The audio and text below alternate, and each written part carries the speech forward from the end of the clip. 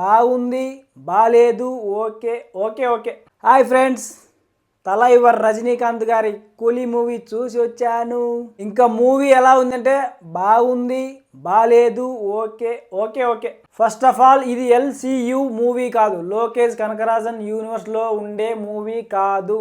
ఇంకా ఇది కుర్చీ కాన్సెప్ట్ కాదు, అలాగే టైం ట్రావెల్ కాన్సెప్ట్ అంతకంటే కాదు. ఇది ఒక హైలీ స్టోరీ బేస్డ్ మూవీ.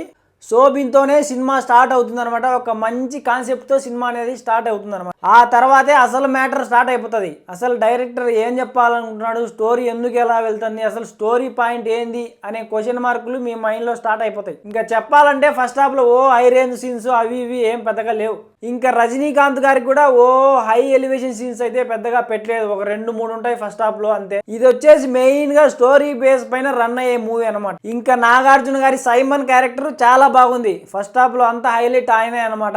చాలా బాగా ఎర్రగొట్టేశాడు, ఫస్ట్ టైం విలన్ గా చేస్తానే కూడా. ఇది లోకేష్ కనకరాజన్ రజనీకాంత్ గారి కాంబినేషన్ కాబట్టి మనం ఏదైతే ఎక్స్పెక్ట్ చేసామో హై ఎలివేషన్ మూమెంట్స్ కోసము, హై వోల్టేజ్ సీన్స్ కోసము, అవి అయితే చాలా ఎక్కువగా లేవు ఈ మూవీలో. మనం జైలర్లో చూసుకుంటే రజనీకాంత్ గారి ఎలివేషన్స్ చాలా బాగుంటాయి, కానీ ఈ మూవీలో ఎందుకో నాకు అంతగా అనిపించలేదు అనమాట.